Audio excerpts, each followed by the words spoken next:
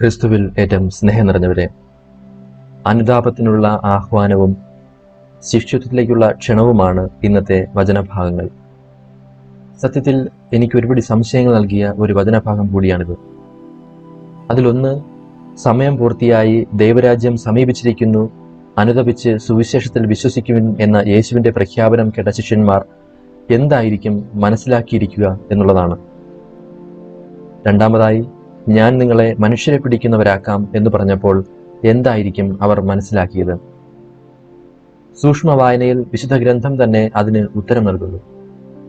സമയം പൂർത്തിയായി, സ്വർഗരാജ്യം സമീപിച്ചിരിക്കുന്നു എന്നത് വിരൽ ചൂണ്ടുന്നത് ദാനിയേൽ പ്രവാചകന്റെ ദൈവരാജ്യത്തെ പറ്റിയുള്ള പ്രവചനത്തിലേക്കാണ്. കാരണം മറ്റു പ്രവാചകന്മാരെല്ലാം ഒരു ദിവസം ദൈവം ഒരു രക്ഷകനെ അയക്കും, ഒരു നാൾ അവിടുന്ന് ഈ ലോകത്തെ നവീകരിക്കും, നമ്മുടെ പാപങ്ങൾ ക്ഷമിക്കും എന്നൊക്കെ പറഞ്ഞപ്പോൾ വിശുദ്ധ ഗ്രന്ഥത്തിൽ ദൈവരാജ്യത്തിന്റെ വരവിനെപ്പറ്റി സമയബന്ധിതമായി പ്രവചിച്ചിട്ടുള്ളത് ദാനിയേൽ പ്രവാചകൻ മാത്രമാണ്. അദ്ദേഹത്തിന്റെ പ്രവചനമനുസരിച്ച് BC 6-ാം നൂറ്റാണ്ടിന് ശേഷമുള്ള 4 സാമ്രാജ്യങ്ങൾക്ക് ശേഷം, അതായത് ബാബിലോൺ, മേദോ പേർഷ്യൻ, ഗ്രീക്ക്, റോമ സാമ്രാജ്യങ്ങൾക്ക് ശേഷം വരുന്നത് ദൈവരാജ്യമാണെന്ന് പ്രവചിച്ചിരുന്നു. ബാബിലോൺ രാജാവായ നബുക്കദ്നേസറിനുണ്ടായ സ്വപ്നവുമായി ബന്ധപ്പെട്ടാണ് നമ്മൾ അത് വായിക്കുന്നത്.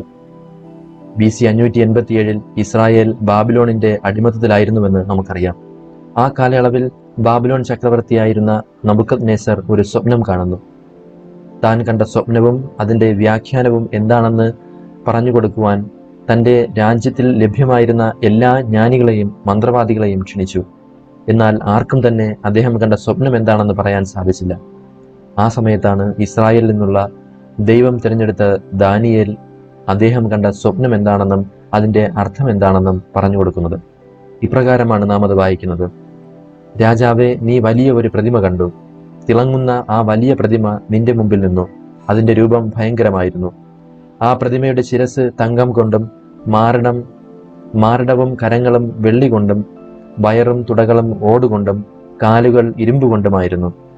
പാദങ്ങൾ ഇരുമ്പും കളിമണ്ണും ചേർന്നതും. നീ നോക്കിക്കൊണ്ടിരിക്കെ ഒരു കല്ല് ആരും തൊടാതെ അടർന്നു വന്ന് ബിംബത്തിന്റെ ഇരുമ്പും കളിമണ്ണും ചേർന്ന പാദങ്ങളിൽ പതിച്ച് അതിനെ ഛിന്നഭിന്നമാക്കി. ഇരുമ്പും കളിമണ്ണും ഓടും വെള്ളിയും സ്വർണവുമെല്ലാം ഒന്നുപോലെ പൊടിഞ്ഞ് വേനൽക്കാലത്ത് മെതിക്കളത്തിലെ പതിരുപോലെയായി. അവയുടെ ഒരു തരി പോലും കാണാനില്ലാത്ത വിധം കാറ്റ് അവയെ പറത്തിക്കൊണ്ടുപോയി. പ്രതിമ തകർത്ത കല്ലാകട്ടെ ഒരു മഹാപർവ്വതമായി തീർന്ന് ഭൂമി മുഴുവൻ നിറഞ്ഞു. പ്രിയപ്പെട്ടവരെ, ഇവിടെ പറയുന്ന സ്വർണം ബാബിലോൺ സാമ്രാജ്യമായിരുന്നു. അതിനുശേഷമുള്ളത് 5-ാം നൂറ്റാണ്ടിൽ വന്ന മേദോ പേർഷ്യൻ സാമ്രാജ്യമാണ്. മൂന്നാമതായി കാണുന്നത് 4-ാം നൂറ്റാണ്ടിലെ ഗ്രീക്ക് സാമ്രാജ്യമാണ്. 4-ാമതായി വന്നതാകട്ടെ റോമ സാമ്രാജ്യവും. അതുകൊണ്ട് 1-ാം നൂറ്റാണ്ടിലെ യഹൂദർ റോമ സാമ്രാജ്യത്തിന്റെ കീഴിലായിരുന്നപ്പോൾ തന്നെ ദൈവരാജ്യം സമീപസ്ഥമാണെന്ന് ഉറച്ചു വിശ്വസിക്കുകയും അതിനുവേണ്ടി കാത്തിരിക്കുകയും ചെയ്തിരുന്നു. നോക്കുക, ക്രിസ്തുവായിരുന്നു ആരും തൊടാതെ അടർന്നു വീണ കല്ല്. അത് വളർന്ന് വലിയ ഒരു പർവ്വതമായി, ഇന്നും വളർന്നുകൊണ്ടിരിക്കുന്ന ഒരു പർവ്വതമായി നിലകൊള്ളുന്നു. ആ പർവ്വതമാണ് തിരുസഭ. അതിലേക്കാണ് നമ്മൾ വന്നിരിക്കുന്നത്. എന്നാൽ അത് വാഗ്ദാനം ചെയ്യുന്ന എല്ലാ ഫലങ്ങളും നമ്മിൽ ഉളവാകുന്നുണ്ടോ എന്നത് നമ്മൾ ആത്മപരിശോധന ചെയ്യേണ്ടതുണ്ട്. ഇല്ല എന്നതാണ് യാഥാർത്ഥ്യം. അതിന് നാം അനുതപിക്കണം. അനുതാപം എന്നത് ഈ ലോകം ചിന്തിക്കുന്നത് പോലെ ചിന്തിക്കാനല്ല, ഈ ലോകം പ്രതികരിക്കുന്നത് പോലെ പ്രതികരിക്കാനോ ജീവിക്കാനോ അല്ല.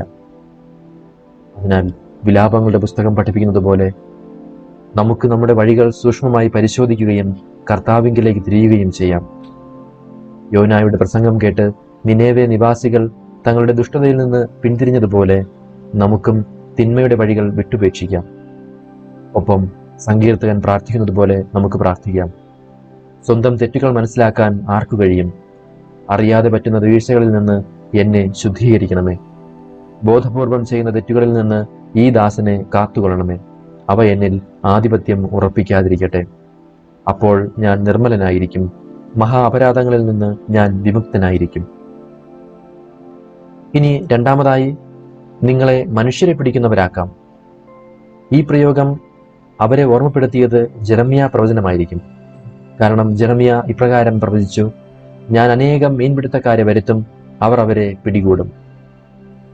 അതുകൊണ്ട് നിങ്ങളെ മനുഷ്യരെ പിടിക്കുന്നവരാക്കും എന്ന ആഹ്വാനം ലോകത്തിന്റെ നാനാഭാഗത്തു നിന്നും മനുഷ്യരെ ദൈവരാജ്യത്തിലോട്ട് അടുപ്പിക്കാനുള്ള പുതിയ പ്രവാചകന്മാരാകാനുള്ള ക്ഷണമായിരുന്നു അത്.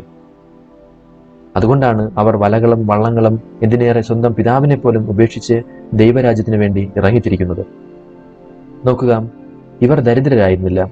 അവർക്ക് വള്ളങ്ങളുണ്ട്, വലകളുണ്ട്, സേവകരുണ്ട്, മാതാപിതാക്കളുണ്ട്. എങ്കിലും ദൈവരാജ്യത്തിനു വേണ്ടി തങ്ങളുടെ സുരക്ഷിതത്വമെല്ലാം വിട്ടെറിഞ്ഞ് പോവുകയാണ്.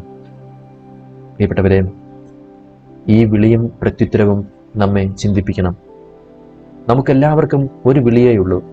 അത് ക്രിസ്തു ശിഷ്യനായിരിക്കുക എന്നതാണ്. അത് 4 രീതിയിൽ നിറവേറ്റപ്പെടാം: കുടുംബജീവിതം, പൗരോഹിത്യം, സന്യാസം, ഏകാന്ത ജീവിതം. അതുകൊണ്ട് ഏത് ജീവിതാന്തസ്സിലായിരുന്നാലും സത്യത്തിൽ നാം എല്ലാവരും മനുഷ്യരെ പിടിക്കുന്നവരാണ്. ശ്രദ്ധിക്കുക, ഒന്നാമതായി, കടൽ ജീവൻ നൽകുന്ന ഒന്നല്ല. എന്ന് പറഞ്ഞാൽ ജീവൻ നൽകാൻ കഴിയാത്ത ഈ ലോകത്തിന്റെ ആഴങ്ങളിൽ നിന്ന് ക്രിസ്തുവിന് വേണ്ടി മനുഷ്യനെ പിടിക്കുക എന്നർത്ഥം. രണ്ടാമതായി, മീൻപിടുത്തക്കാരാണ്. അതിന് ഏറ്റവും അത്യാവശ്യം കാത്തിരിക്കാനുള്ള ക്ഷമയാണ്. മാത്രമല്ല, മീൻപിടുത്തം ഒരു സാമർഥ്യമാണ്. എവിടെ പോകണം, എവിടെ വലയെറിയണം, കാലാവസ്ഥ എങ്ങനെ എന്നതൊക്കെ അടിസ്ഥാനമാക്കി ഏത് സമയത്ത് പോകണം, എങ്ങനെ പിടിക്കണം എന്നതൊക്കെയുള്ള അറിവ് വർഷങ്ങളുടെ അനുഭവം കൊണ്ട് നേടിയെടുക്കുന്നതാണ്. ഇനി ഈ അറിവുകളെല്ലാം ഉണ്ടെങ്കിൽ തന്നെയും മത്സ്യം കിട്ടണമെന്നില്ല. ഓരോ ദിവസവും എത്ര മീൻ കിട്ടുന്നു എന്നത് ദൈവാനുഗ്രഹമാണ്. അതിനാൽ ഓരോ ദിവസവും ദൈവത്തിൽ ആശ്രയിച്ച് ജീവിക്കുക എന്നതാണ് ഏറ്റവും പ്രധാനം. ഏത് ജീവിതാന്തസ്സിലായാലും അനേകരെ ക്രിസ്തുവിലേക്ക് അടുപ്പിക്കാൻ, ഏറെ പ്രത്യേകിച്ച് കുടുംബജീവിതത്തിൽ സ്വന്തം ഭാര്യയെ, ഭർത്താവിനെ, മക്കളെ ദൈവത്തിനു വേണ്ടി നേടുന്നവരാകാൻ നമുക്ക് സാധിക്കട്ടെ. തൻ്റെ മകനു വേണ്ടി 17 വർഷത്തോളം നീണ്ട കാത്തിരിപ്പ് മോണിക്ക എന്ന അമ്മ നടത്തിയപ്പോൾ ലഭിച്ച വലിയ മത്സ്യമാണ് വിശുദ്ധ അഗസ്റ്റിൻ. അതുപോലെ നമുക്കും അനേകം മനുഷ്യരെ അവിടത്തേക്ക് വേണ്ടി നേടുവാൻ സാധിക്കട്ടെ. അതിനുവേണ്ട ക്ഷമയും സ്ഥിരോത്സാഹവും വിശുദ്ധീകരണവും നൽകി അനുഗ്രഹിക്കണമേ എന്നും, അനുനിമിഷം ദൈവത്തിൽ ആശ്രയിച്ചുകൊണ്ട് അവിടുത്തെ യഥാർത്ഥ ക്രിസ്തുശിഷ്യനായി ജീവിക്കുവാനുള്ള കൃപ നൽകണമേ എന്നും നമുക്ക് പ്രാർത്ഥിക്കാം. സർവശക്തനായ ദൈവം, പിതാവും പുത്രനും പരിശുദ്ധാത്മാവും നമ്മെ അനുഗ്രഹിക്കുമാറാകട്ടെ. ആമേൻ.